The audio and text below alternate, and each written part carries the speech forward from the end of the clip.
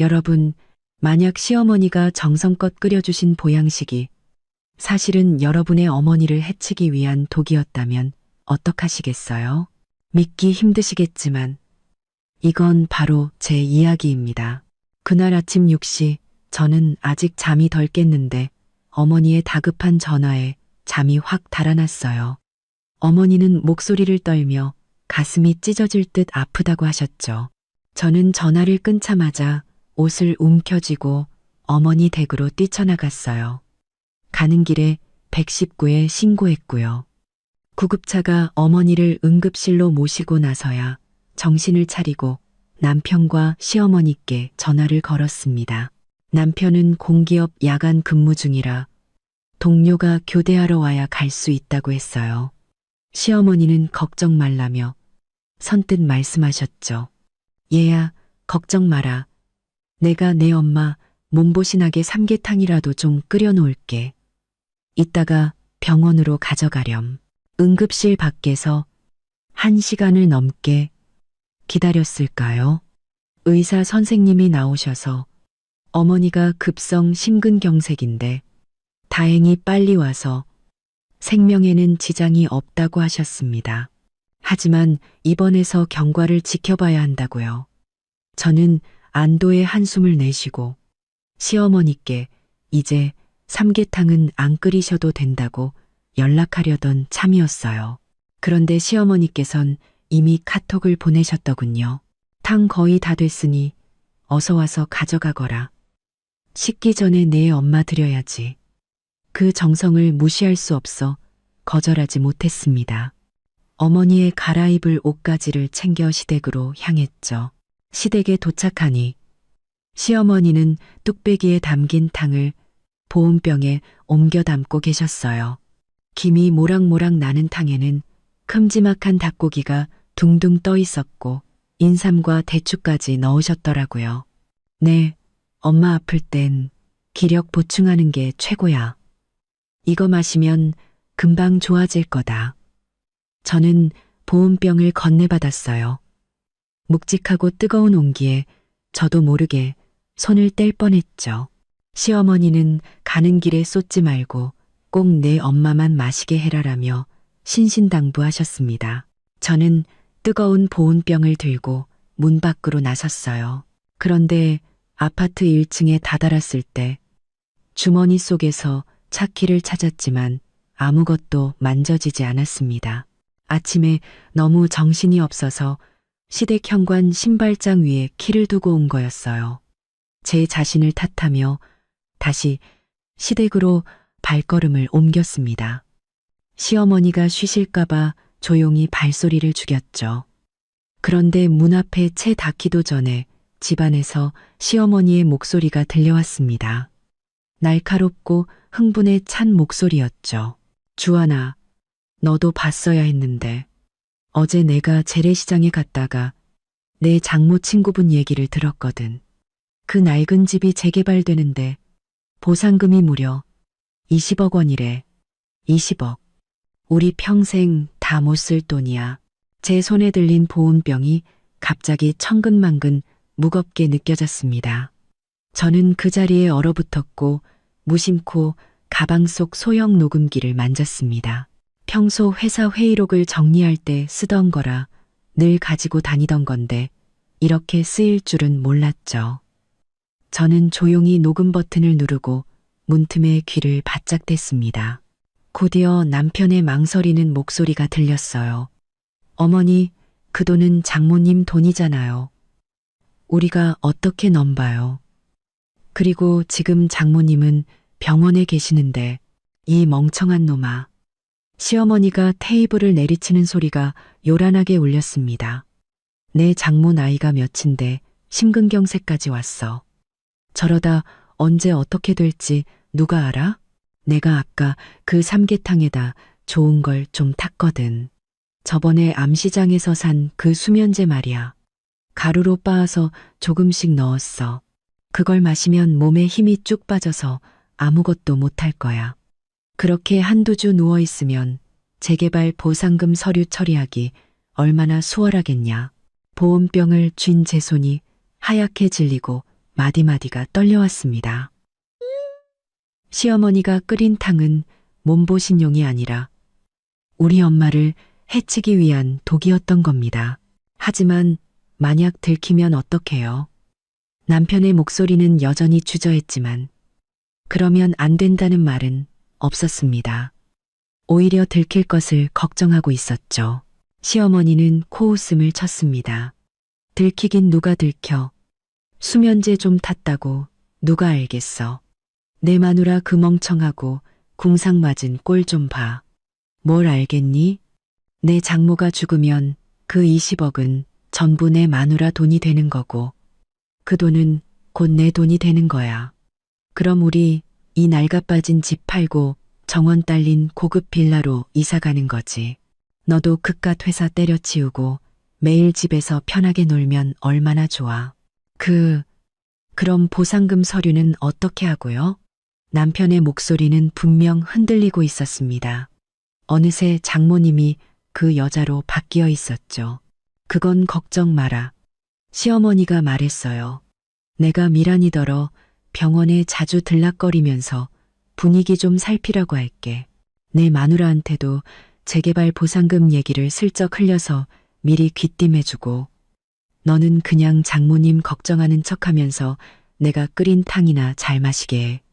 다른 생각 말고. 저는 그 말을 듣고 심호흡을 한 뒤 녹음기를 가방에 다시 넣었습니다. 그리고 일부러 열쇠 꾸러미로 문을 달그락 건드렸죠. 그런 다음 막 올라온 것처럼 문을 두드렸습니다. 어머니, 저 차 키를 현관에 두고 갔네요. 문이 금세 열렸습니다. 시어머니는 방금 전의 대화는 자기가 한 말이 아니라는 듯 환한 미소를 띠고 있었죠. 어머, 얘 좀 봐. 왜 이렇게 칠칠 맞니? 여기 있다. 시어머니는 신발장에서 열쇠를 집어 제게 건네며 제 손에 들린 보온병을 힐끗 쳐다봤습니다. 탕은 안 쏟았지? 식기 전에 어서 갖다 드려라. 저는 열쇠를 움켜쥐었습니다. 차가운 금속의 감촉만 느껴졌죠. 네, 안 쏟았어요. 지금 바로 갈게요. 남편이 방에서 나오며 저를 보더니 시선을 피하며 손톱 밑을 극적였습니다. 그건 그가 긴장할 때마다 나오는 버릇이었어요. 저는 그와 한마디도 섞지 않고 보온병을 든 채 돌아섰습니다. 계단을 내려가는데 시어머니가 남편에게 들키지 않게 조심해. 장모가 탕을 마신 뒤에 얘기하자라고 속삭이는 소리가 들렸습니다. 차에 돌아온 저는 보온병을 뒷좌석에 놓고 운전석에 앉았습니다. 녹음기에 담긴 파일을 보며 단 하나의 생각만이 머릿속을 맴돌았습니다. 이 가족 정말 악마다. 절대 우리 엄마를 다치게 둘 수 없어. 재개발 보상금도 단 1원도 빼앗기지 않을 거야. 병원으로 가는 내내 저는 방금 들은 대화를 곱씹었습니다. 시어머니는 감히 탕에 수면제를 넣었고 남편은 그 사실을 알면서도 반대하기는커녕 욕심을 냈습니다. 생각할수록 등골이 오싹했습니다. 만약 제가 차키를 가지러 돌아가지 않았다면, 엄마가 그 탕을 마셨다면 상상조차 하기 싫었습니다. 병원에 도착해서 저는 병실로 바로 가지 않았습니다. 간호사실로 가서 보온병을 건넸죠. 간호사님, 이거 냉장고에 좀 보관해 주시겠어요? 저희 엄마가 방금 검사를 받으셔서 의사 선생님이 당분간은 아무것도 드시면 안 된다고 하셔서요. 드실 수 있을 때 다시 와서 가져갈게요. 간호사님은 웃으며 그럼요 하고 보온병을 받아주셨습니다. 심지어 정은영님 보호자라고 적힌 스티커까지 붙여주셨죠. 저는 간호사님이 보온병을 냉장고에 넣는 것을 확인하고 나서야 안심했습니다. 이 탕은 나중에 제 비서를 시켜 검사센터로 보낼 겁니다. 아주 중요한 증거니까요. 저는 옷매무새를 가다듬고 심호흡을 한 뒤 어머니의 병실로 향했습니다. 병실은 소독약 냄새로 가득했고 어머니는 창백한 얼굴로 침대에 기대어 계셨습니다. 저를 보시더니 어머니는 조용히 미간을 짚으셨습니다. 그건 우리 둘만의 신호였습니다. 할 말이 있으니 주변을 조심하라는 뜻이었죠. 저는 병실에 CCTV가 있을 수도 있다는 생각에 탕에 대한 이야기는 꺼내지 않았습니다. 대신 다가가서 이불을 덮어드리며 말했죠. 의사 선생님이 회복이 빠르시대요. 며칠만 더 계시면 일반 병실로 옮길 수 있을 거예요. 어머니는 고개를 끄덕이며 제 가방을 힐끗 보셨습니다. 저는 그 뜻을 알아채고 가방에서 휴대폰을 꺼내 시간을 보는 척하며 녹음기 이어폰을 소매 안으로 숨겨 어머니 귀에 꽂아드렸습니다. 어머니는 눈을 감고 3분가량 녹음을 들으셨죠. 다시 눈을 떴을 때 어머니의 눈빛에서는 더 이상 병약함이 느껴지지 않았습니다. 대신 차가운 냉정함이 서려 있었죠. 어머니는 작게 3번 기침하셨습니다. 상황이 심각하니 즉시 계획을 세워야 한다는 신호였죠. 제가 이어폰을 거두려는데 병실 문이 열리고 간병인 아주머니가 물컵을 들고 들어오셨습니다. 어머님, 약 드실 시간이에요. 어머니는 물컵을 받아들고 아주머니께 웃으며 감사 인사를 하고는 오늘 날씨나 식당 밥맛 같은 시시콜콜한 이야기를 나누셨습니다. 평소와 다를 바 없는 모습이었죠. 간병인 아주머니가 나가자 어머니는 목소리를 낮춰 물으셨습니다. 탕은 다른 사람 마시게 하진 않았지? 간호사실 냉장고에 넣어뒀어요. 저는 어머니 귀에 속삭였습니다. 이따가 강 비서시켜서 검사센터로 보낼게요. 도대체 뭘 탔는지 알아봐야죠. 그리고 아까 문 앞에서 녹음도 했어요. 어머니 돌아가시면 20억 재개발 보상금 가로챌 생각까지 하더라고요. 어머니는 고개를 끄덕이며 이불 위를 손가락으로 가볍게 두드리셨습니다. 이혼 반드시 해야 한다. 그리고 그들에게 단 1원도 줘선 안 돼. 네가 결혼 전에 해뒀던 재산증명서 아직 가지고 있지? 당장 찾아서 변호사한테 검토받아. 그들이 파고들 틈이 없는지 확실히 해야 해. 네, 기억하고 있어요. 증명서는 저희 집 서재 금고에 있어요. 저는 이어서 말했습니다. 강 비서한테 전화해서 우리 집에 초소형 카메라 몇 개 설치하라고 하고 어머니 댁 아파트 아래에도 사람 2명 지키게 할게요. 아까 시어머니가 남편한테 시누이더러 와서 분위기 좀 살피라고 했어요. 어머니 댁을 노릴지도 몰라요. 어머니는 미간을 찌푸리셨습니다. 내 집 서랍에 재개발 계약서 초안이 있어. 당장 옮겨야 한다. 그들이 찾게 둬선 안 돼. 강비서 시켜서 믿을 만한 사람 보내. 서류 챙겨서 안전한 곳으로 옮기라고 해. 알겠습니다. 저는 휴대폰을 꺼내 강 비서에게 메시지를 보냈습니다. 첫째, 병원 간호사실에서 정은영님 보호자 스티커가 붙은 보온병을 찾아 국립과학수사연구원에 성분검사를 의뢰할 것. 보고서와 보온병의 지문은 반드시 확보할 것. 둘째, 우리 집 서재에 초소형 카메라 3대를 설치하고 어머니 댁 서재 서랍에 있는 재개발 계약서 초안을 꺼내 최 변호사에게 전달하여 보관할 것. 그리고 인테리어 기사로 위장한 보안 요원 2명을 어머니 댁 아파트 아래에 배치하여 낯선 사람의 출입을 막을 것. 강 비서는 곧바로 알겠습니다. 1시간 30분 내로 처리하겠습니다. 라고 답장을 보내왔습니다. 저는 휴대폰을 내려놓았습니다. 어머니는 저를 보며 안심한 눈빛으로 말씀하셨습니다. 강 비서는 일 처리가 확실해서 믿음이 가. 참, 내 남편이 병원에 오거든 절대 정면으로 부딪히지 마라. 일단 구슬려서 말을 많이 하게 만들어. 전부 증거로 남겨야 하니까. 네, 저도 알아요.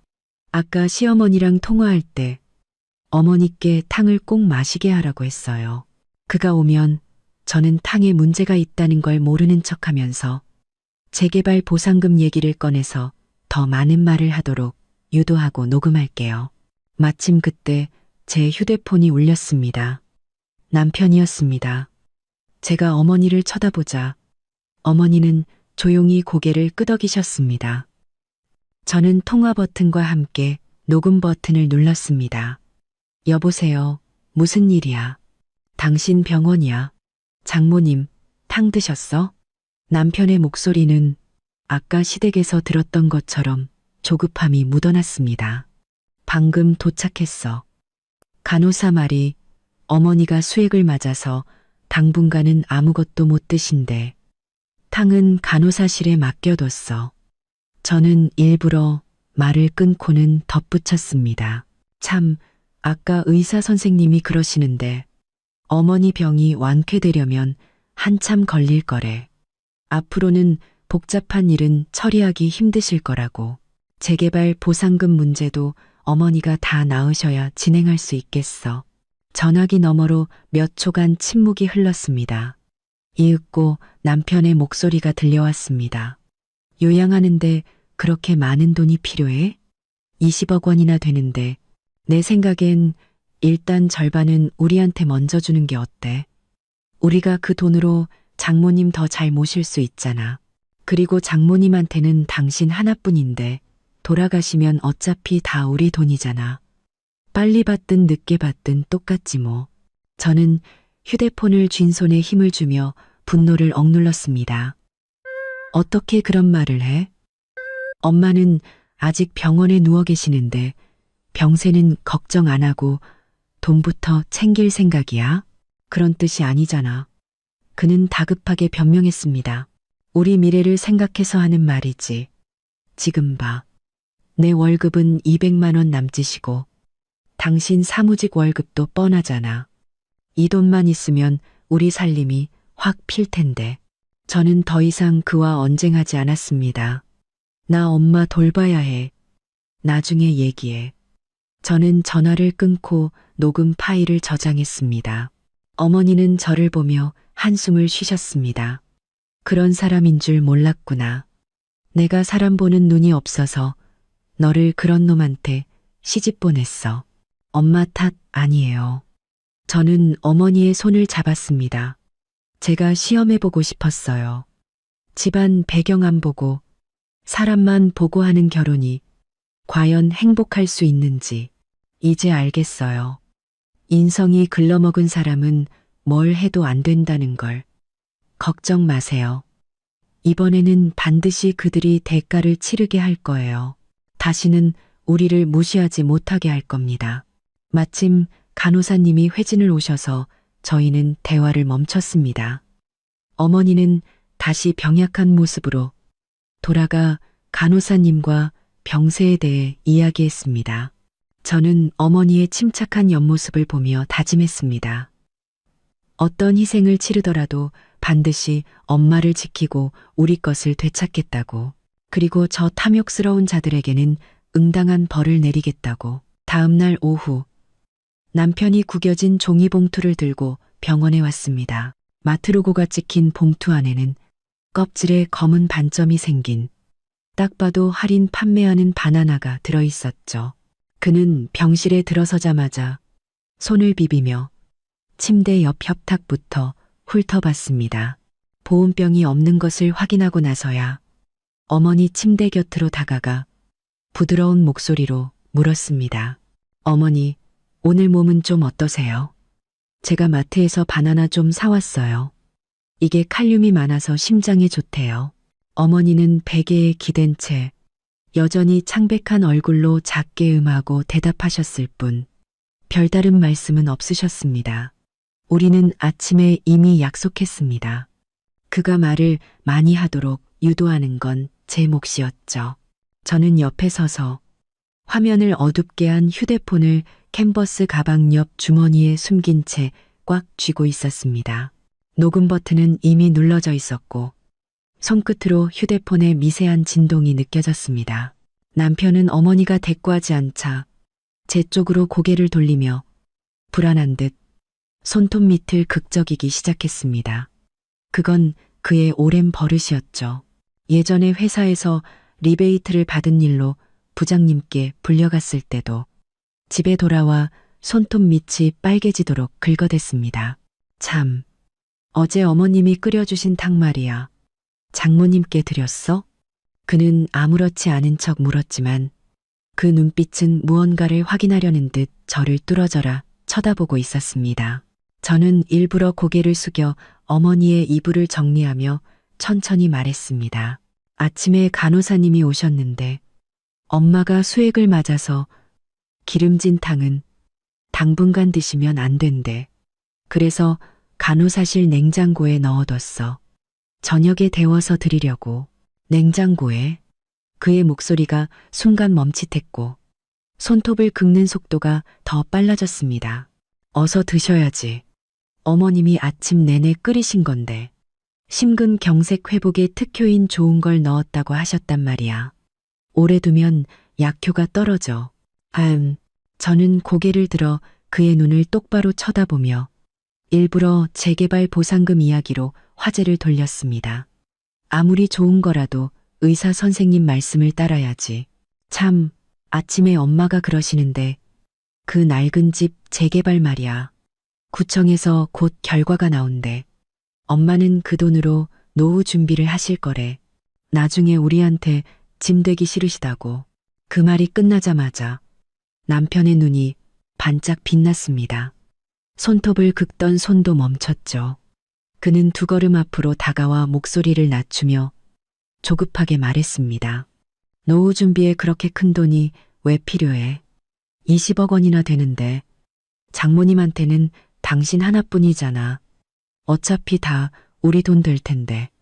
그리고 우리 집 지금 빠듯한 거 알잖아. 회사 동료는 최근에 새 차 뽑았던데 난 이 자전거 5년이나 탔다고. 미란이도 맨날 용돈 달라고 졸라대. 가방 하나 사고 싶다고. 그는 점점 더 이야기에 몰입했고 제 가방 속 휴대폰이 이 모든 대화를 녹음하고 있다는 사실은 까맣게 잊은 듯 했습니다. 그리고 어머니가 조용히 미간을 짚는 것도 보지 못했죠. 그건 우리 둘만의 신호. 증거는 충분하니 더 이상 유도하지 말라는 뜻이었습니다. 저는 일부러 그의 말을 끊었습니다. 그렇게 말하면 안 되지. 그건 엄마 돈이야. 엄마가 쓰고 싶은 대로 쓰시는 거지. 왜 안 돼? 그는 언성을 높이며 흥분했습니다. 옆 침대 아주머니까지 고개를 돌려 쳐다볼 정도였죠. 우리는 한 가족이잖아. 그 돈은 어차피 당신 돈이 될 거고 당신 돈은 내 돈이지. 장모님 돌아가시면 어차피 우리한테 올 돈인데 빨리 받든 늦게 받든 뭐가 달라? 그때 되면 우리도 큰 집으로 이사 가고 미란이한테도 진짜 명품 가방 하나 사주자고. 맨날 그 짝퉁 들고 다니면서 창피하게. 박주한 씨. 갑자기 어머니가 입을 열었습니다. 목소리는 작았지만 힘이 있었습니다. 그게 무슨 말인가? 내가 아직 죽지도 않았는데 벌써 내 돈을 넘보고 있는 건가? 남편은 화들짝 놀라며 자기가 실언했다는 것을 깨달았습니다. 그의 얼굴은 순식간에 새빨개졌고 다시 손톱을 긁기 시작했습니다. 손톱 밑에서는 피가 배어 나왔죠. 어머니, 그런 뜻이 아니라 그냥 해본 소리예요. 마음에 담아두지 마세요. 저는 이 틈을 타 가방에서 휴대폰을 꺼내 시간을 보는 척하며 조용히 녹음 중지 버튼을 눌렀습니다. 화면에는 8분이 넘는 녹음 시간이 표시되어 있었죠. 여기서 엄마 화나게 하지 말고. 저는 휴대폰을 주머니에 넣으며 차갑게 말했습니다. 간호사님이 엄마는 안정이 필요하다고 했어. 당신은 그만 돌아가. 바나나는 내가 껍질 까서 드릴 테니까. 남편은 무언가 더 말하려 했지만 어머니는 이미 눈을 감고 몸을 돌려 그를 상대하고 싶지 않다는 뜻을 분명히 했습니다. 그는 어쩔 수 없이 바나나가 든 종이봉투를 들고 마지못해 자리를 떴습니다. 문가에서 그는 아쉬움 가득한 눈빛으로 뒤를 돌아봤지만 방금 자신의 어리석은 말이 전부 녹음되었다는 사실은 꿈에도 몰랐을 겁니다. 그가 떠나자 옆 침대 아주머니가 다가와 작은 목소리로 말했습니다. 세댁, 남편이 좀 이상하네. 어떻게 어른이 돌아가시길 저렇게 바랄 수가 있어? 조심해야겠어. 저는 아주머니께 미소를 지으며 아무 말도 하지 않았지만 마음속으로는 더욱 확신했습니다. 이 결혼은 반드시 끝내야 한다고, 그리고 그들의 탐욕에 대한 대가를 반드시 치르게 하겠다고. 그날 저녁 7시 제가 어머니의 손을 닦아드리고 있을 때 휴대폰이 울렸습니다. 시어머니였습니다. 제가 어머니를 쳐다보자 어머니는 조용히 고개를 끄덕이셨습니다. 저는 전화를 받아 스피커폰으로 전환했습니다. 어머니도 들으실 수 있도록. 그리고 나중에 함께 대책을 논의하기 위해서였죠. 여보세요. 시어머니의 목소리가 수화기를 통해 들려왔습니다. 일부러 꾸민 듯한 다정한 목소리였죠. 얘야, 병원에서 엄마 간호하느라 고생이 많구나. 참, 엄마 입원하시는 동안 갈아입을 옷은 충분하니? 내가 내일 깨끗한 옷 좀 갖다 드리려고 하는데 내 친정집 열쇠 좀 줄 수 있겠니? 내가 직접 가서 가져오면 네가 번거롭게 오갈 필요 없잖아. 저는 그녀가 열쇠를 달라고 할 것을 이미 예상하고 있었기에 대답을 준비해 두었습니다. 일부러 잠시 머뭇거리다가 곤란한 듯한 목소리로 말했습니다. 열쇠요. 제가 아침에 너무 급하게 나오느라 엄마 병실 서랍에 넣어두고 왔어요. 근데 그 서랍이 잠겨 있어서요. 의사 선생님이 치료 환경에 방해될 수 있으니 병실 물건은 함부로 만지면 안 된다고 하시더라고요. 엄마가 퇴원하셔야 열 수 있을 것 같아요. 전화기 너머로 몇 초간 침묵이 흘렀습니다. 그녀가 운영하는 작은 족발집에서 나는 냄새가 전화기 너머로 느껴지는 듯 했습니다. 잠시 후 그녀가 다시 입을 열었습니다. 아까보다는 조금 차가워진 목소리였죠. 서랍이 잠겨 있다고? 그럼 어쩔 수 없지. 참, 네 엄마가 전에 그러던데 재개발 서류는 서재 서랍에 뒀다고. 맞니? 내가 열쇠만 있으면 너희 대신 서류라도 잘 챙겨두려고 했지. 20억 원짜리 중요한 서류인데 잃어버리면 큰일이잖아. 역시나 결국은 재개발 서류 때문이었습니다. 저는 속으로 비웃으며 아무것도 모르는 척 말했습니다. 엄마가 서류를 어디에 두셨는지는 못 들었어요. 평소에 저한테 그런 얘기는 잘 안 하셔서요. 아시잖아요. 제가 그냥 사무직이라 그런 건 잘 몰라요. 엄마 몸 좀 나아지시면 제가 여쭤볼게요. 아니. 그녀는 다급하게 제 말을 끊었습니다. 그냥 한번 물어본 거야. 네 엄마한테는 말하지 마. 괜히 또 신경 쓰시게 할라. 그럼 내일 옷은 안 갖다 줘도 되겠구나. 네가 잘 좀 돌봐드려. 무슨 일 있으면 바로 전화하고. 그녀는 서둘러 전화를 끊었습니다. 잘 가라는 인사도 없이요. 저는 휴대폰을 협탁에 내려놓았습니다. 어머니가 눈을 뜨며 확신에 찬 목소리로 말씀하셨습니다. 집에 와서 직접 서류를 뒤지려는 속셈이구나. 열쇠를 안 준 건 잘한 일이야. 당장 집에 사람을 배치해서 지키게 해야 해. 그들이 몰래 열쇠를 복사해서 들어갈지도 몰라. 저는 고개를 끄덕이며 다른 휴대폰을 꺼냈습니다. 이 휴대폰은 주로 제 비서와 연락할 때 쓰는 것으로 시댁 식구들의 번호는 저장되어 있지 않았습니다. 저는 비서에게 메시지를 보냈습니다. 즉시 2명을 우리 엄마 댁 아파트 아래에 배치할 것, 인테리어 기사로 위장하고 서재와 거실에 초소형 카메라 2대를 설치할 것, 내일 아침 8시까지 완료해야 함. 절대 들키지 말 것. 비서는 곧바로 답장을 보내왔습니다. 안심하십시오. 전후 2명 이미 배치 완료. 카메라는 30분 내로 도착하며 내일 아침 7시까지 설치 완료하겠습니다. 제 비서는 특수부대 출신으로 그가 배치한 인력 역시 그의 전우들이었습니다. 택지가 배치한 인력 역시 그의 전우들이었습니다. 일 처리가 깔끔하고 은밀해서 저는 전적으로 그를 신뢰했습니다. 전화를 끊고 저는 아까 시어머니와의 대화가 떠올라 어머니께 말씀드렸습니다. 재개발 서류가 서재 서랍에 있냐고 묻더라고요. 우리 집 구조를 이미 파악하고 있는 것 같아요. 아마 예전에도 몇 번 우리 집에 와서 몰래 위치를 봐뒀나 봐요. 어머니는 미간을 찌푸리시더니 베개 밑에서 카드 한 장을 꺼내 제게 건네셨습니다. 이 카드에 500만 원 들어있어. 내일 비서 시켜서 현금으로 찾아. 아래층에서 지키는 사람들 물이랑 간식이라도 사다 줘. 고생하는데 잘 챙겨줘야지. 그리고 재개발 사무소에 연락해서 모든 서류 절차는 반드시 나와 네가 함께 서명해야만 유효하다고 전해. 다른 사람은 절대 안 된다고. 저는 카드를 받아 캔버스 가방 안주머니에 넣었습니다. 이 카드는 어머니가 시댁 식구들이 재개발 보상금을 노릴 것을 대비해 미리 준비해 두신 것이었습니다. 내일 아침 일찍 재개발 사무소에 연락할게요. 제가 어머니께 말씀드렸습니다.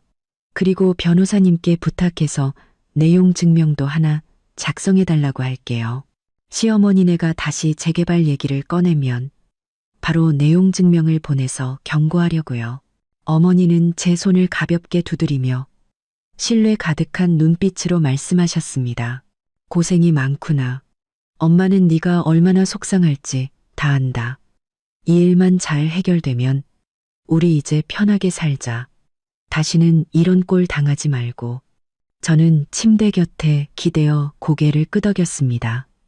이제 시작일 뿐 앞으로 더 힘든 싸움이 남아있다는 것을 알고 있었습니다. 하지만 엄마만 곁에 계시면 저는 두렵지 않았습니다. 이 탐욕스러운 자들을 반드시 몰아내고 우리 집을 지켜낼 자신이 있었습니다. 다음 날 아침 7시 반 비서가 사진 한 장을 보내왔습니다. 사진 속에는 파란색 작업복을 입은 두 남자가 저희 엄마 댁 아파트 아래에서 공구를 들고 서 있었습니다. 누가 봐도 영락없는 인테리어 기사였죠. 이어서 카메라 사진 두 장이 더 도착했습니다. 하나는 서재 책장 장식품 뒤에, 다른 하나는 거실 샹들리에 틈새에 설치되어 있었습니다. 자세히 보지 않으면 전혀 알아챌 수 없었죠. 제가 사진을 보여드리자 어머니는 만족스러운 듯 고개를 끄덕이셨습니다. 이제 안심이 되는구나. 그들이 감이 오기만 해봐. 현장에서 바로 잡아낼 수 있겠어. 그날 오전 9시, 저는 간병인 아주머니가 미리 주문해둔 좁쌀죽을 들고 병원 3층으로 향했습니다. 복도는 조용했고 간호사실의 프린터 소리만 간간히 들려왔습니다. 병실 문 앞에 다다랐을 때 안에서 간병인 아주머니의 목소리가 들렸습니다. 어머님, 천천히 몸 돌리세요. 방금 수액 맞으셔서 주사 맞은 데가 아직 아물지 않았어요. 제가 문을 열고 들어가니 어머니는 베개에 기댄 채 손난로를 쥐고 계셨습니다. 어제보다 안색이 한결 좋아 보이셨죠. 간병인 아주머니는 저를 보더니 얼른 제 손에서 죽을 받아들었습니다. 제가 좀 데워올게요. 어머니 마침 식사하실 시간이네요. 어머니는 저를 보며 윙크를 하고는 손가락으로 미간을 가볍게 짚으셨습니다. 어제 약속했던 신호, 어젯밤은 이상 없었으니 안심하라는 뜻이었죠. 제가 침대 곁에 앉아 보안 요원 배치 상황을 말씀드리기도 전에 병실 문이 쾅 하고 거칠게 열렸습니다. 신우이가 허둥지둥 뛰어들어왔습니다. 그녀는 번쩍이는 분홍색 재킷을 입고 있었는데 목에는 페인트가 벗겨진 금속 체인이 달려 있었습니다. 딱 봐도 짝퉁이었죠. 운동화에는 흙탕물이 튀어 있었고 신발 옆은 벌어져 있었습니다. 그녀는 들어오자마자 가방을 협탁에 내던지며 찢어질 듯 날카로운 목소리로 소리쳤습니다. 새언니, 재개발 보상금 얘기 우리 엄마한테 똑바로 말해. 왜 우리 집에는 한 푼도 안 주고 숨기는 건데? 막 데운 죽을 들고 들어오던 간병인 아주머니는 그녀의 고함에 깜짝 놀라죽 그릇을 놓칠 뻔했습니다. 어머니는 미간을 찌푸리며 나지막이 말씀하셨습니다. 얘야, 할 말이 있으면 조용히 하렴. 다른 환자들 쉬는데 방해되잖니. 조용히요? 신우이는 허리에 손을 얹고 병상으로 다가와 눈을 동그랗게 뜨고 소리쳤습니다. 어머님, 모르는 척하지 마세요. 우리 엄마한테 다 들었어요. 그 낡은 집 재개발되면 20억 원이나 나온다면서요? 우리 오빠랑 새언니가 결혼한 지 2년이나 됐는데 그 돈 절반은 당연히 우리 거죠. 우리 오빠는 아직도 10,000원 버스 타고 출근하고 나는 새 가방 하나 못 사는데 우리가 이렇게 고생하는 거 보고만 계실 거예요? 옆 침대 아주머니는 신문을 보다가 그 말을 듣고 신문 뒤에서 고개를 내밀어 신우이를 쳐다보더니 다시 고개를 숙여 옆에 있는 남편에게 속삭였습니다. 저 아가씨 말하는 것 좀 봐. 환자한테 저렇게 윽박지르는 게 어디 있어. 신우이는 그 말을 듣지 못한 채 계속해서 어머니를 몰아붙였습니다. 오늘 확실하게 말씀해 주세요. 그 돈 언제 우리 집에 나눠줄 거예요? 우리 엄마가 그랬어요. 최소 5억 원은 줘야 한다고. 안 그러면 이 결혼 헛한 거라고요. 저는 가방에서 휴대폰을 꺼내 조용히 녹음 버튼을 누르고 외투 주머니에 넣었습니다. 그리고 일어나 신우이 앞으로 다가가 차분하게 말했습니다. 어머님이 하시는 말씀은 뭐든 다 믿는구나. 이 재개발 보상금은 우리 엄마 돈이야. 엄마가 어떻게 쓰시든 너희가 이래라 저래라 할 일이 아니라고. 왜 아니야? 신우이는 흥분해서 저를 밀치려 했고 간병인 아주머니가 급히 그녀를 막아섰습니다. 새언니, 잘해줄 때 고마운 줄 알아. 당신이 우리 집에 시집 왔으면 우리 집 사람이야. 당신 엄마 돈은 당신 돈이고 당신 돈은 우리 오빠 돈이지. 우리한테 좀 나눠주는 게 뭐 어때서. 우리 엄마가 일부러 어머님 몸보신하라고 탕까지 끓여드렸는데 고맙다는 말 한마디 없이 돈만 숨기고 저는 속으로 쾌재를 불렀습니다. 기회가 왔다고 생각했죠. 일부러 미간을 찌푸리며 의아한 척 물었습니다. 어머님이 끓여주신 탕 말이야? 어제 간호사님이 냉장 보관하시면서 그러시던데 탕에 뭔가 문제가 있는 것 같다고 함부로 마시지 말라고 하셨어. 내가 아직 어머님께 여쭤보지 못했는데 그 탕에 도대체 어떤 좋은 걸 넣으셨길래 간호사님이 이상하다고 했을까? 그 말이 끝나자마자 신우이는 마치 꼬리를 밟힌 고양이처럼 소리를 질렀습니다. 뭐가 이상해? 우리 엄마는 좋은 뜻으로 그런 거야. 일부러 어머님 기운 빠져서 돈 관리 못하게 하는 약을 넣었다고. 안 그러면 맨날 돈 숨길 생각만 할 텐데 우리가 언제 돈을 받아. 순간 병실안은 찬물을 끼얹은 듯 조용해졌습니다. 옆 침대 아주머니는 신문을 내려놓고 놀란 눈으로 신우이를 쳐다봤습니다. 아가씨, 말 함부로 하면 안 되지. 환자탕에 약을 타다니. 그건 사람을 해치는 짓이잖아. 그분의 남편도 찻잔을 내려놓으며 미간을 찌푸렸습니다. 저 집안 정말 악독하네. 아픈 사람 돌볼 생각은 안 하고 해쳐서 돈이나 뺏을 궁리나 하고. 신우이는 그제야 자기가 실언했다는 것을 깨닫고 얼굴이 새빨개졌습니다. 그녀는 허둥지둥 손을 내저으며 변명했습니다. 아, 아니에요. 그런 뜻이 아니라. 그러니까 우리 엄마가 넣은 건 보약이에요. 보약. 어머님이 돈 관리할 힘나시라고. 네, 보약이에요. 보약. 저는 비웃으며 주머니에서 휴대폰을 꺼내 녹음 중지 버튼을 눌렀습니다. 화면에는 녹음 시간이 선명하게 표시되어 있었죠. 네가 방금 한 말 전부 녹음됐어. 정말 보약이라고 생각하면 지금 당장 간호사님 찾아가서 어제 그 탕 다시 가져오자. 의사 선생님께 성분 검사 맡겨보면 그게 과연 우리 엄마 기운 빠지게 하는 보약인지 아닌지 바로 알 수 있겠지. 신우이의 얼굴은 빨개졌다가 하얘지고 다시 파래졌습니다. 그녀는 제 눈을 피하며 옷자락만 만지작거렸습니다. 목소리도 기어들어가듯 작아졌죠. 그냥 해본 소리예요. 신경 쓰지 마세요. 에이미얼. 해본 소리라고? 옆 침대 아주머니가 언짢은 듯 보온병을 내려놓으며 쏘아붙였습니다. 그런 말을 어떻게 함부로 해. 저 어머님은 아직 편찮으신데 도울 생각은 안 하고 돈이나 뺏을 궁리나 하고 탕에 약까지 타려 하다니 정말 천벌받을 짓이야. 마침 복도를 지나가던 다른 병실 보호자도 그 말을 듣고 걸음을 멈췄습니다. 어제 어떤 사람이 환자한테 이상한 탕을 가져왔다고 간호사들이 수군거리는 거 들었는데 저 집이었구나. 저걸 진짜 마셨으면 어쩔 뻔했어. 신우이는 사람들의 손가락질에 고개를 들지 못하고 눈물을 글썽였습니다. 그녀는 갑자기 테이블 위에 가방을 움켜쥐고 사람들을 밀치며 문 밖으로 뛰쳐나갔습니다. 뛰어가다가 문턱에 걸려 넘어지기까지 했죠. 운동화 끈이 풀렸지만 뒤도 돌아보지 않고 비틀거리며 도망쳤습니다. 간병인 아주머니는 그녀의 뒷모습을 보며 혀를 찼습니다. 저 아가씨 정말 철이 없네. 어떻게 그런 말을 할 수가 있어.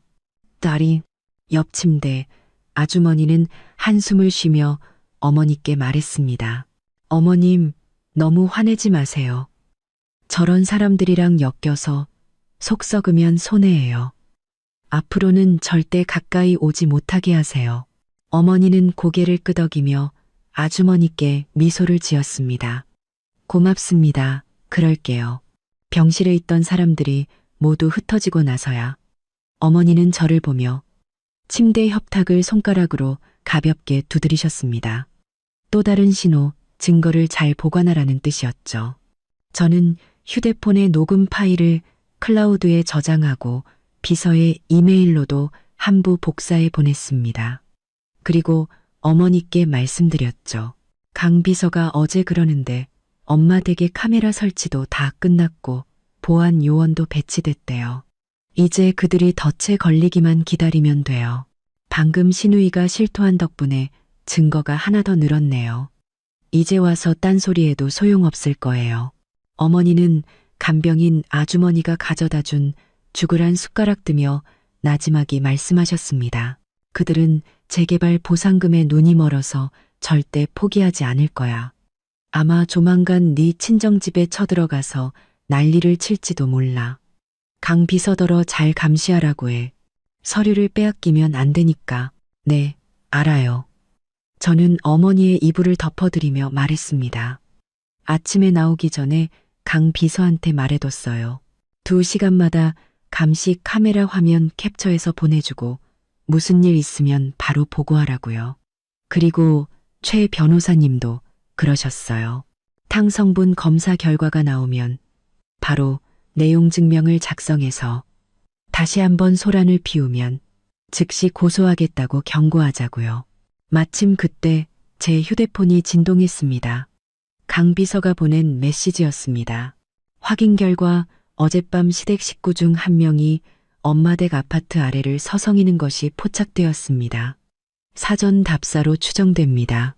보안 요원이 인상착의를 기록했으며 집중 감시할 예정입니다. 제가 메시지를 보여드리자 어머니는 말없이 고개를 끄덕이셨습니다. 그 눈빛은 더욱 단호해져 있었죠.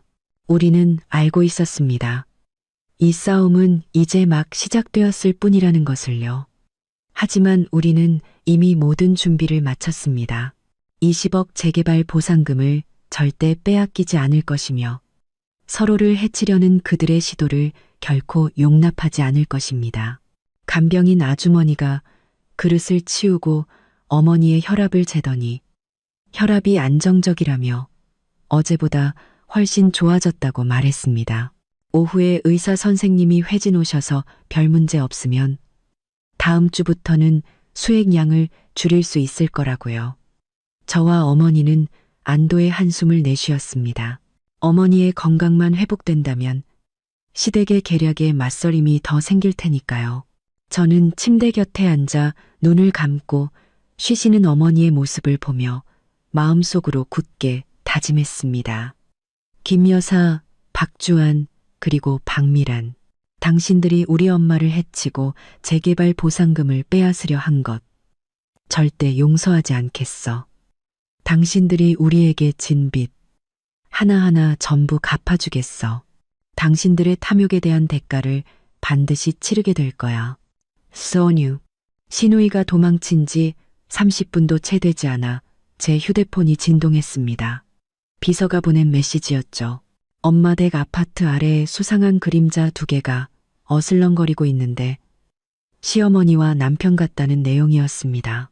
저는 가슴이 철렁 내려앉아 어머니께 급히 말씀드렸습니다. 그들이 엄마 집에 물건 뒤지러 간 것 같아요. 제가 가봐야겠어요. 어머니는 제 손을 꼭 잡으며 나지막이 말씀하셨습니다. 당황하지 마. 보안 요원들이 있으니 괜찮을 거야. 안전 조심하고 증거 확보하는 거 잊지 마. 저는 간병인 아주머니께 어머니를 잘 부탁드린다고 신신당부하고는 가방을 챙겨 아래층으로 달려갔습니다. 가는 길에 비서에게 전화를 걸었더니 그는 이미 보안 요원들에게 건물 복도에서 배관 수리공으로 위장해 문을 감시하라고 지시했다고 말했습니다. 그들이 열쇠로 문을 열고 들어간 지 5분도 안 됐습니다. 너무 서두르지 마세요. 저도 지금 그쪽으로 가고 있습니다. 전화를 끊고 저는 핸들을 쥔 손이 뜨거워지는 것을 느꼈습니다. 그들이 가만히 있지 않을 거라는 건 알았지만 이렇게 빨리 대낮에 남의 집에 몰래 쳐들어올 줄은 몰랐습니다. 하루도 기다리지 못할 만큼 탐욕에 눈이 먼 것이었죠. 차를 몰며 저는 앞으로의 대응책을 머릿속으로 정리했습니다. 먼저 보안 요원들이 그들을 제압하게 하고 증거를 훼손하지 못하게 막아야 합니다. 그리고 신우이의 녹취록을 들려줘서 더 이상 발뺌하지 못하게 만들어야죠. 엄마 댁 아파트 아래에 도착하니 비서가 현관 앞에서 태블릿 PC를 들고 서 있었습니다. 저를 보더니 그가 급히 다가와 말했습니다. 아직도 안에서 뒤지고 있습니다. 보안 요원들이 이미 동영상을 촬영했습니다. 보시죠. 제가 다가가 보니 태블릿 화면에는 서재의 모습이 선명하게 보였습니다. 시어머니는 책상 앞에 쪼그려 앉아 맨 아래 서랍을 뒤지고 있었고 남편은 옆에서 서류 뭉치를 든 채 중얼거리고 있었습니다. 아직 못 찾았어? 재개발 계약서가 분명 여기 있을 텐데 이것만 손에 넣으면 우리도 큰 빌라로 이사갈 수 있다고. 다시는 이 낡은 집에 살 필요 없어. 저는 심호흡을 하고 현관문을 열고 계단을 올라갔습니다. 비서가 제 뒤를 따랐죠. 문 앞에 다다르자 안에서 화라하는 소리가 들렸습니다. 서랍이 거칠게 열리는 소리였죠. 저는 열쇠를 꺼내 조용히 문을 열고 일부러 헛기침을 했습니다. 방 안의 소리가 순간 멎었습니다. 시어머니가 서재에서 뛰쳐나오는데 손에는 서류철 하나를 쥐고 있었습니다. 문 앞에 서 있는 저를 보자 그녀의 얼굴은 새하얗게 질렸습니다. 손이 떨리더니 서류철이 바닥에 떨어졌고 안에서 종이들이 쏟아져 나왔습니다. 전부 어머니가 예전에 정리해둔 재개발 정책 자료였을 뿐 계약서는 아니었습니다. 네가 왜 여기 있어? 시어머니는 숨을 헐떡이며 시선을 피한 채 허둥지둥 서류를 주워 숨기려 했습니다. 남편도 서재에서 나왔는데 손에 들고 있던 서류는 이미 책상 위에 던져두고 또다시 손톱 밑을 극적이고 있었습니다. 저기, 우리는 그냥 장모님 짐 정리 좀 도와주려고. 서류에 먼지 쌓일까봐. 짐 정리요? 저는 비웃으며 거실 중앙으로 걸어가 서재를 가리켰습니다. 짐 정리를 하려면 책상 맨 아래 서랍까지 뒤져야 하나요? 이것만 찾으면 빌라로 이사 간다고 중얼거리면서요. 저는 주머니에서 휴대폰을 꺼내 신우이가 어제 병원에서 한 말을 녹음한 파일을 틀었습니다. 그리고 어제 따님이 병원에서 무슨 말을 했는지 잊으셨나 봐요. 휴대폰에서는 신우이의 찢어지는 목소리가 흘러나왔습니다. 우리 엄마가 일부러 어머님 기운 빠져서 돈 관리 못하게 하는 약을 넣었다고. 안 그러면 우리가 어떻게 재개발 보상금을 받아. 시어머니의 얼굴은 하얗게 질렸다가 파랗게 변했습니다. 서류를 줍던 손이 허공에서 멈췄죠. 헛소리야. 그 철없는 계집애가 뭘 안다고 함부로 짓거리는 거야. 헛소리라고. 비서가 태블릿 PC를 시어머니 앞으로 내밀었습니다. 화면에서는 여전히 그들이 집을 뒤지는 영상이 재생되고 있었죠. 어머님, 방금 서랍을 뒤지시면서 빌라로 이사 간다고 말씀하시는 모습이 전부 녹화되었습니다. 이것도 헛소리입니까? 그리고 저희 보안 요원들이 복도에서 배관 수리를 하다가 어머님이 열쇠로 문을 여는 것을 똑똑히 봤습니다. 그 열쇠 어떻게 구하셨죠? 비있고 시어머니는 입을 뻐끔거렸지만 아무 말도 하지 못했습니다. 갑자기 그녀는 바닥에 주저앉아 허벅지를 치며 울부짖기 시작했습니다. 내가 무슨 죄야. 아들 녀석이 결혼하고 2년이 지나도 좋은 집 하나 없어서 조금이라도 보탬이 되어주려고 한 것뿐인데 이게 어떻게 도둑질이야. 이 집도 어차피 나중엔 내 아들 집이 될 텐데 내가 미리 서류 좀 본 게 뭐 그리 잘못이야. 이 집은 우리 엄마 집이고 재개발 보상금도 우리 엄마 돈입니다. 당신 아들과는 아무 상관없어요. 저는 시어머니 앞에 서서 그녀를 내려다보며 말했습니다. 그리고 당신 손에 있는 그 열쇠, 예전에 우리 집에 오셨을 때 몰래 복사해 가신 거죠? 우리 엄마는 절대 남에게 열쇠를 주신 적이 없어요. 당신이 지난번에 열쇠를 달라고 했다가 거절당한 것 말고는 아무도 그 열쇠를 만질 기회가 없었으니까요. 남편이 급히 쪼그려 앉아 시어머니의 손을 잡았습니다. 어머니, 그만하세요. 우리 그냥 가요. 그는 저를 쳐다보며 애원하는 눈빛으로 말했습니다. 미안해. 우리가 잘못했어. 물건 뒤지러 온 거 아니야. 제발 우리 엄마 탓하지 마. 지금 바로 갈게. 다시는 안 올게. 가다니요. 저는 고개를 저으며 휴대폰으로 변호사에게 전화를 걸었습니다. 이제 와서 가기엔 너무 늦었어요. 최 변호사님, 저희 엄마 댁에 누가 무단으로 침입해서 사적인 서류를 뒤지고 있습니다. 영상과 녹취 증거도 확보했습니다. 지금 경찰에 신고할까요? 아니면 변호사님이 오셔서 처리하시겠어요? 전화기 너머로 변호사의 목소리가 들려왔습니다. 일단 경찰에 신고하지 마세요. 제가 30분 내로 도착하겠습니다. 그들이 증거를 훼손하지 못하게 그 자리에 있도록 하세요. 제가 도착한 후에 법적 절차를 밟는 것이 나중에 소송을 제기할 때 더 유리합니다. 전화를 끊고 저는 휴대폰을 주머니에 넣으며 시어머니와 남편에게 말했습니다. 당신들 이제 어디도 못 가. 변호사님이 오실 때까지 기다려. 그리고 바닥에 있는 서류. 절대 손대지 마. 그건 증거야. 손대는 순간 증거인멸죄가 추가될 테니까. 시어머니는 울음을 멈추고 넋이 나간 채 천장만 멍하니 쳐다봤습니다. 남편은 옆에서 어쩔 줄 몰라 하며 시어머니를 일으키지도 못하고 안절부절 못했습니다. 내가 오지 말자고 했잖아. 당신이 기어코 오자고 하더니 결국 이렇게 잡혔잖아. 닥쳐. 시어머니가 갑자기 남편에게 소리쳤습니다. 다 너 때문이잖아. 네가 좋은 집에서 살게 해주려고 그런 거지. 안 그랬으면 내가 이 망신을 당하겠어? 남편은 욕을 먹고 고개를 숙인 채 아무 말도 하지 않았습니다. 비서가 제 곁으로 와서 작은 목소리로 말했습니다. 보안 요원들이 동영상을 백업해 두었습니다. 그들이 뒤지던 서류도 전부 제자리에 두어서 없어진 것은 하나도 없습니다.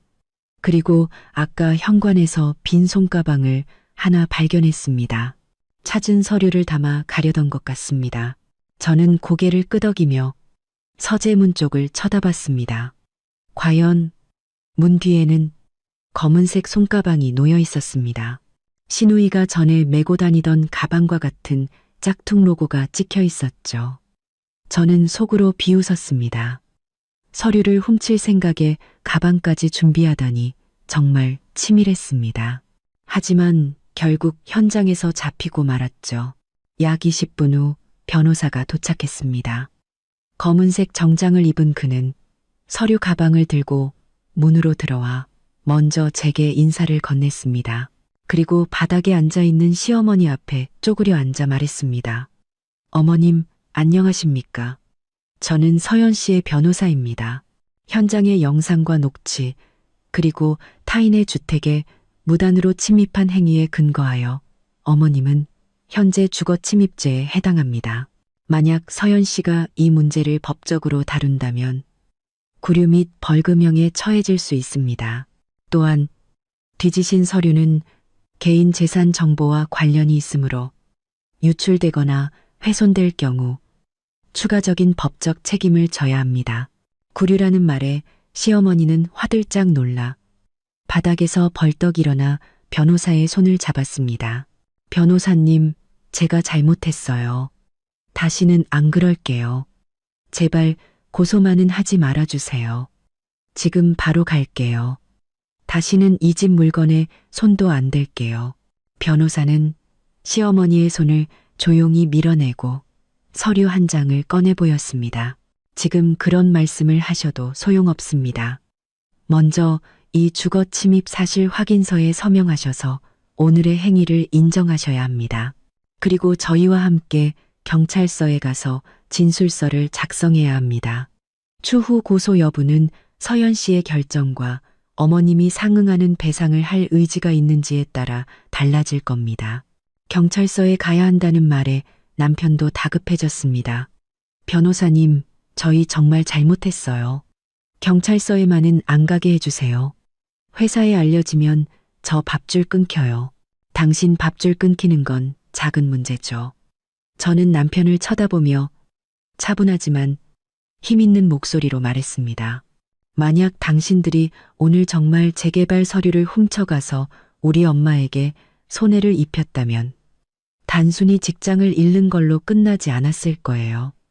감옥에 갈 수도 있었어요. 지금은 진술서만 작성하러 가는 겁니다. 이미 기회를 드린 거예요. 시어머니와 남편은 서로를 쳐다보았지만 두려움에 아무 말도 하지 못했습니다. 변호사가 시어머니에게 펜을 건넸습니다. 서명하시죠. 시간 낭비하지 마세요. 빨리 처리하는 게 모두에게 좋습니다. 시어머니는 한참을 망설이다가 마침내 펜을 받아 서류에 서명했습니다. 그녀의 손은 계속 떨렸고 글씨는 온 힘을 다 쓴 듯 비뚤어져 있었습니다. 남편도 고개를 푹 숙인 채 따라 서명했습니다. 변호사는 서류를 챙기며 말했습니다. 자, 이제 경찰서로 가서 진술서를 작성하죠. 제가 동행할 테니 무슨 일이 생기면 제가 처리하겠습니다. 저는 집안을 한번 둘러보고 서류가 모두 무사한 것을 확인한 뒤 비서에게 말했습니다. 여기는 맡길게요. 문단속 잘해주시고 보안 요원들한테 이틀만 더 감시해달라고 전해주세요. 그들이 또 소란을 피우지 못하게요. 비서가 고개를 끄덕였습니다. 걱정 마십시오. 잘 처리하겠습니다. 현관문을 나서자 시어머니와 남편은 변호사 뒤를 따라 걸었습니다. 고개를 푹 숙인 모습이 마치 잘못을 저지른 아이들 같았죠. 길에서 마주친 이웃 몇몇이 호기심 어린 눈으로 우리를 쳐다보자 시어머니는 황급히 손으로 얼굴을 가렸습니다. 저는 그 뒤를 따르며 조금의 동정심도 느끼지 않았습니다. 이 모든 것은 그들 스스로가 자초한 일이었습니다. 탐욕에 눈이 멀어 자기 것이 아닌 것을 탐했으니 이런 결과를 맞는 것은 당연했습니다. 경찰서에 도착하자 변호사는 그들을 데리고 진술서를 작성하러 갔고 저는 로비에서 기다렸습니다. 약 1시간 후 그들은 매우 어두운 표정으로 나왔습니다. 변호사가 제게 말했습니다. 진술서 작성을 마쳤고 경찰서에 사건이 접수되었습니다. 만약 그들이 다시 문제를 일으키면 즉시 구류될 수 있습니다. 그리고 배상 문제는 나중에 다시 논의하기로 했으니 일단 돌아가서 자신들의 잘못을 반성하라고 전했습니다. 저는 고개를 끄덕이며 시어머니와 남편을 쳐다봤습니다. 이번 일을 교훈 삼아 다시는 재개발 보상금에 손댈 생각하지 마세요. 그리고 저와 우리 엄마를 더 이상 괴롭히지 마세요. 다음번에는 기회가 없을 겁니다. 시어머니는 아무 말 없이 남편을 끌고 문 밖으로 나갔습니다. 제가 다시 불러 세울까봐 두려운 듯 걸음이 비틀거렸습니다. 그들의 뒷모습을 보며 저는 안도의 한숨을 내쉬었습니다. 이번 싸움은 우리가 이겼습니다. 하지만 저는 알고 있었습니다. 이것이 끝이 아니라는 것을. 그들은 쉽게 포기하지 않을 것이고 앞으로 더 힘든 싸움이 남아있을 거라는 것을요. 저는 휴대폰을 꺼내 엄마에게 메시지를 보냈습니다. 잘 해결됐어요. 경찰서에 가서 진술서 쓰고 사건 접수까지 마쳤어요. 당분간은 조용할 거예요. 걱정 마세요. 엄마는 곧바로 답장을 보내왔습니다. 그래, 너도 너무 무리하지 말고 일찍 들어와. 엄마가 저녁 차려놨어. 엄마의 메시지를 보니 마음이 따뜻해졌습니다. 어떤 어려움이 닥쳐도 엄마만 곁에 계시면 저는 계속 나아갈 용기가 있었습니다. 저는 변호사에게 감사를 표하고 병원으로 차를 몰았습니다. 엄마 곁으로 돌아가 오늘 있었던 일을 말씀드리고 앞으로의 계획을 함께 세워야 했습니다. 검사 결과가 나온 것은 수요일 오전이었습니다. 비서는 약속 시간보다 30분 일찍 병원에 도착했습니다. 검은색 바람막이를 입은 그는 밀봉된 서류 봉투를 들고 있었습니다. 병실에 들어오기 전 복도에 누가 따라오지 않는지 확인하는 그의 모습은 군대에서 몸에 밴 습관 같았습니다. 보고서와 지문 감식 결과 전부 이 안에 있습니다. 비서는 서류 봉투를 제게 건네며 목소리를 낮춰 말했습니다. 검사센터에 따르면 탕에서 클로나제팜 성분이 검출되었다고 합니다. 흔히 말하는 값싼 수면제죠. 농도는 0.3mg, mL로 높은 수치는 아니지만 장기간 복용하면 졸음과 무기력증을 유발할 수 있습니다. 특히 심근경색 환자에게는 심장에 부담을 가중시킬 수 있다고 합니다. 그리고 보온병 외부에서는 당신과 시어머니의 지문만 발견되었고 내부에서는 시어머니의 지문 외에 미처 닦이지 않은 엄지손가락 자국이 하나 더 발견되었습니다. 대조 결과 그것도 시어머니의 것으로 확인되었습니다. I do. 저는 서류 봉투를 열었습니다. 안에는 세 종류의 서류가 있었습니다. 국립과학수사연구원에서 발급한 붉은 직인이 찍힌 공식 보고서 한 부, 선명한 지문 대조 사진이 첨부된 지문 감식서 한 부, 그리고 검사 과정을 담은 영상 CD 한 장이었습니다. 어머니가 다가와 보고서를 보시더니 클로나제팜이라고 적힌 부분을 손가락으로 가볍게 두드리셨습니다.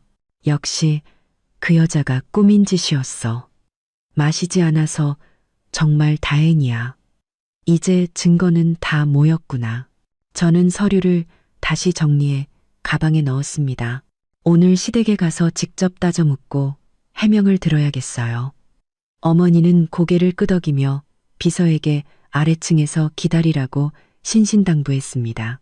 혹시 그들이 막무가내로 나오면 네가 도와줘야 한다. 그리고 너무 심하게 싸우지는 마라.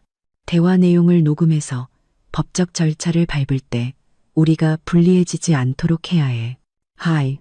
저는 알겠습니다라고 대답하고 간병인 아주머니께 어머니를 잘 부탁드린 뒤 비서와 함께 병원을 나섰습니다.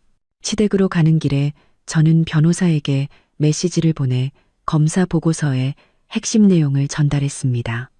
변호사는 곧바로 답장을 보내왔습니다. 증거가 충분합니다. 대화시 녹음을 잊지 마시고 만약 그들이 재산 탈취 의도를 인정하면 추후 소송에서 훨씬 유리해질 겁니다. 시댁은 엘리베이터 없는 낡은 아파트 6층에 있었습니다. 복도에는 잡동사니가 쌓여 있었고 족발 삶는 비릿한 냄새가 진동했습니다. 시어머니는 항상 자신의 족발이 깨끗하고 위생적이라고 자랑했지만 저는 그녀가 주방에서 장갑도 끼지 않고 고기를 썰고 오물을 그대로 하수구에 버리는 것을 본 적이 있었습니다.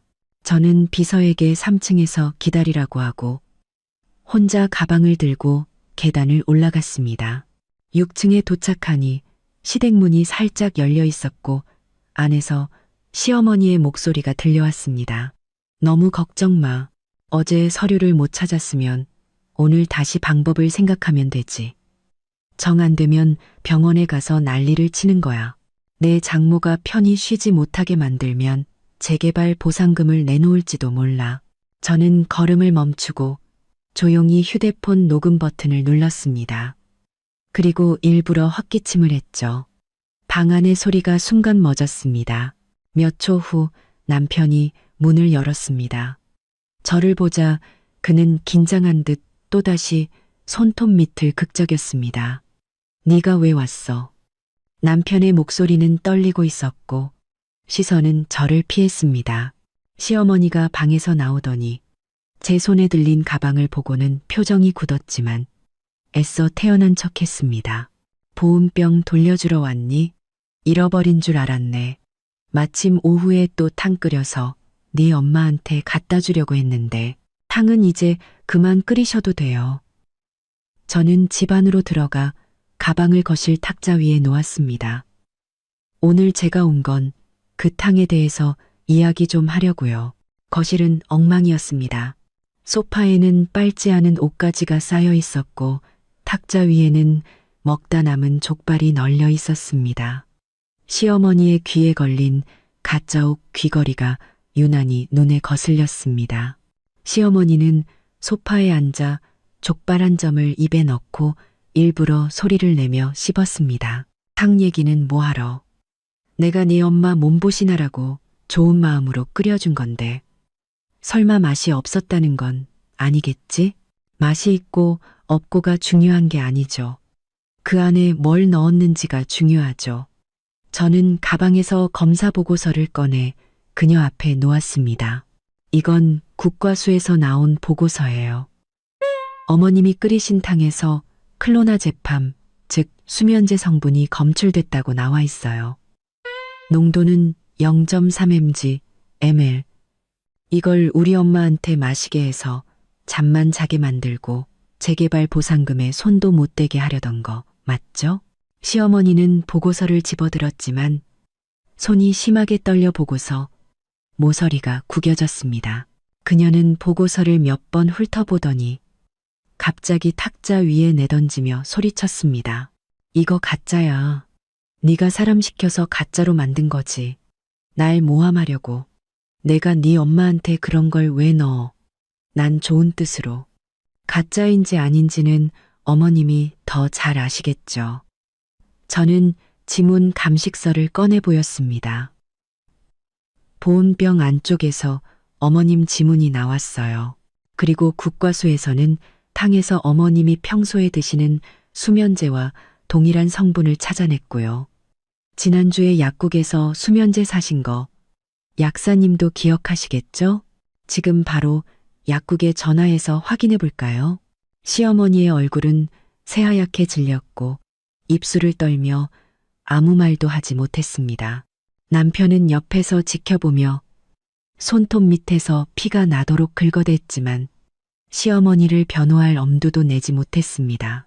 저는 다시 가방에서 태블릿 PC를 꺼내 그들이 엄마 댁에 무단 침입한 CCTV 영상을 틀었습니다. 그리고 이것도요. 지난주에 당신들 우리 엄마 집 열쇠를 몰래 복사해서 재개발 서류를 뒤지다가 보안 요원에게 발각됐죠. 이 영상에 전부 똑똑히 찍혀 있는데 뭐라고 변명하시겠어요? 영상 속에서 시어머니와 남편은 서재 서랍을 뒤지고 있었고 시어머니는 서류를 들고 중얼거렸습니다. 재개발 계약서가 왜 안 보이지? 이것만 찾으면 20억 원이 우리 손에 들어오는데 그때 되면 우리도 큰 빌라로 이사 가는 거야. 이 낡아빠진 곳에서 살 필요 없어. 남편은 옆에서 책장을 뒤지며 맞장구 쳤습니다. 어머니, 조용히 하세요. 누가 들으면 어떡해요. 남편은 그만 틀어. 제발 그만.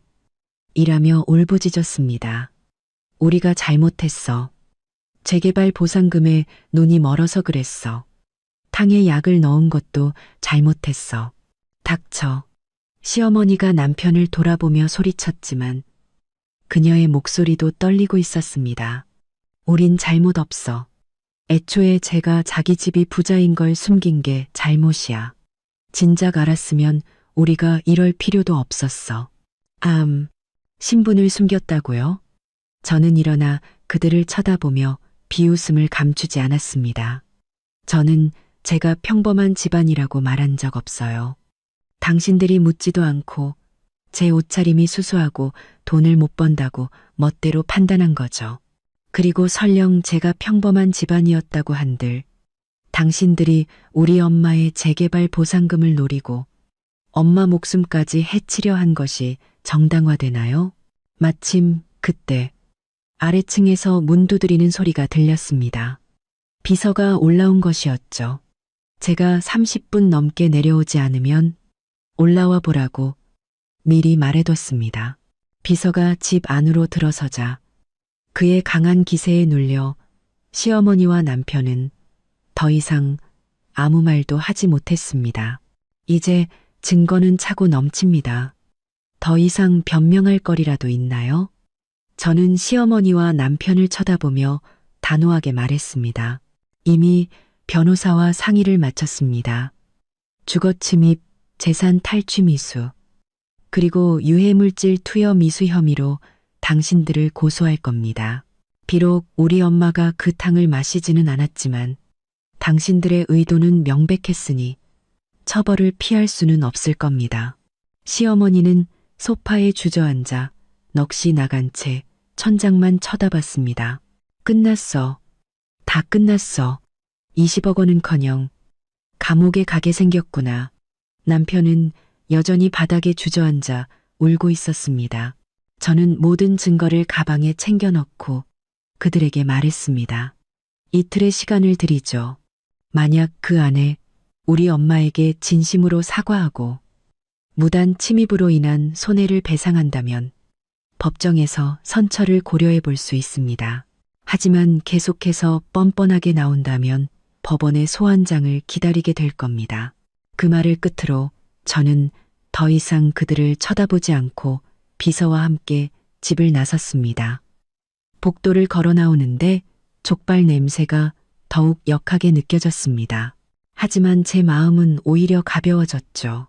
이제 법의 힘으로 저와 엄마를 지키고 그들의 탐욕에 대한 대가를 치르게 할 일만 남았습니다. 병원에 돌아와 저는 대치 상황을 엄마에게 모두 말씀드리고 녹음 파일도 들려드렸습니다. 엄마는 조용히 한숨을 쉬셨습니다. 돈에 눈이 멀어 저 지경까지 이르렀구나. 하지만 사과와 배상은 반드시 받아내야 해. 쉽게 용서해주면 그들은 또 같은 잘못을 저지를 거야.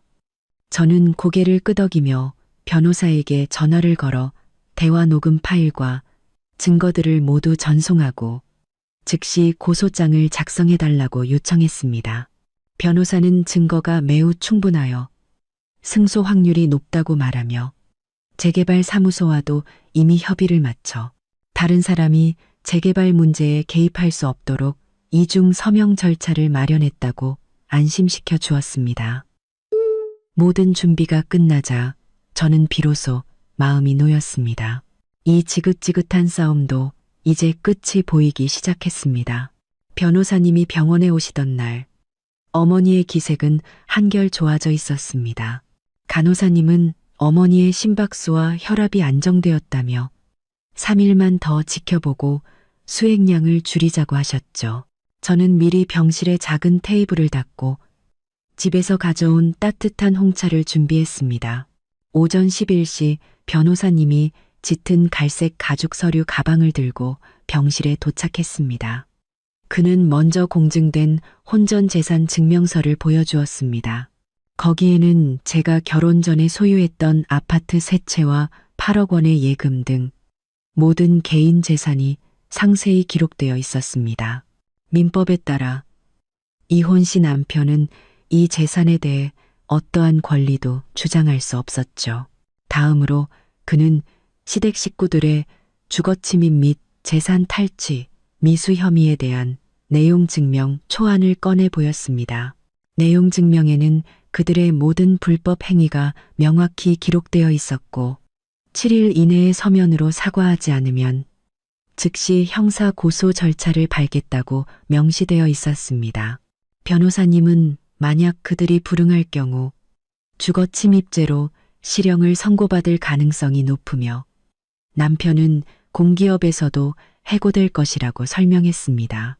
마지막으로 변호사님은 스피커폰으로 재개발 사무소에 전화를 걸어 모든 재개발 관련 서류는 반드시 저와 어머니 두 사람이 함께 서명하고 지문을 날인해야만 효력이 발생하도록 이중 안전장치를 설정했습니다.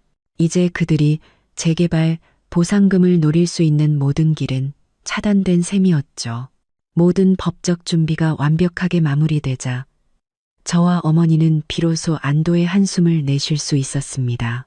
시어머니가 가족 식사를 주최하기 전날 저는 그녀에게서 카톡 메시지를 받았습니다. 연아야, 지난 일은 다 오해란다. 친척들이 다들 모여서 얘기를 풀어보라고 하더구나. 내일 점심에 식당에서 모여서 오해를 풀고 남들 보기 부끄럽지 않게 잘 해결하자꾸나. 저는 차갑게 웃으며 그 메시지를 최 변호사님께 전달했습니다. 그는 곧바로 답장했죠. 잘 됐군요. 친척들 앞에서 모든 증거를 공개해서 그들이 다시는 핑계를 대지 못하도록 만들 기회입니다. 다음 날 저와 최 변호사님은 약속 시간보다 10분 일찍 식당에 도착했습니다. 시어머니는 새로 산 빨간 옷을 입고 가짜 옷 귀걸이를 흔들며 나타나 친척들 앞에서 눈물로 억울함을 호소하기 시작했습니다. 하지만 그녀의 연기는 오래가지 못했습니다. 제가 남편이 병원에서 장모님 돌아가시면 그 20억은 우리 돈이라고 말하는 녹음 파일을 틀자 친척들은 충격에 빠졌습니다. 이어서 제가 그들이 저희 엄마 집에 무단 침입하여 재개발 서류를 뒤지는 CCTV 영상을 공개하자 분위기는 싸늘하게 식어버렸습니다. 마지막으로 최 변호사님이 국과수의 탕성분 검사 보고서를 꺼내 보이며 시어머니가 탕에 수면제를 탔다는 사실을 폭로하자 친척들은 분노하며 그들을 맹렬히 비난하기 시작했습니다. 궁지에 몰린 시어머니는 갑자기 눈을 감고 쓰러지는 척했고 식당은 아수라장이 되었습니다. 저와 변호사님은 그 틈을 타 조용히 자리를 빠져나왔습니다. 그날 이후 그들은 친척들 사이에서 완전히 고립되었습니다. 저는 곧바로 남편의 리베이트 수수 증거를 그가 다니던 공기업 감사팀에 시어머니의 무허가 족발집 위생법 위반 증거를 구청에 각각 제보했습니다. 며칠 뒤 남편은 회사에서 해고되었고 시어머니의 가게는 폐쇄 조치와 함께 거액의 벌금을 부과받았습니다. 모든 것을 잃은 그들은 빚에 쪼들려 집까지 팔아야 했고 설상가상으로 시누이가 남은 돈 일부를 훔쳐 달아나면서 결국 길거리에 나앉게 되었습니다. 법정에 선 그들은 초라하기 짝이 없었습니다. 모든 증거 앞에서 그들은 더 이상 발뺌할 수 없었고 결국 남편은 징역 3개월, 시어머니는 징역 6개월에 집행유예 1년을 선고받았습니다. 또한 저희에게 800만 원의 손해배상을 해야 한다는 판결이 내려졌죠. 그렇게 길고 길었던 싸움이 끝났습니다. 저는 배상금으로 받은 돈과 재개발 보상금 일부를 기부하여 저희 동네의 어르신들을 위한 작은 쉼터를 만들었습니다. 엄마는 그곳에서 자원봉사를 하며 예전보다 훨씬 밝은 미소를 되찾으셨죠. 저 역시 이 모든 시련을 통해 한층 더 성장하여 당당하게 제 인생을 개척해 나가기 시작했습니다. 나중에 들려온 소식에 따르면 시어머니와 남편은 여전히 다리 밑에서 생활하며 하루하루를 힘들게 연명하고 있다고 합니다. 탐욕이 한 가족을 어떻게 파멸로 이끄는지 그들은 온몸으로 증명하고 있었습니다. 여러분, 결혼 전 재산 문제는 반드시 명확히 하세요. 그리고 무엇보다 중요한 것은 상대방의 인성과 그 가족의 분위기를 살피는 것입니다. 만약 부당한 일을 당했다면 절대 혼자 끙끙 앓지 마세요. 용기를 내어 증거를 모으고 법의 도움을 받으세요. 정의는 당신이 포기하지 않는 한 반드시 당신의 편이 되어줄 겁니다.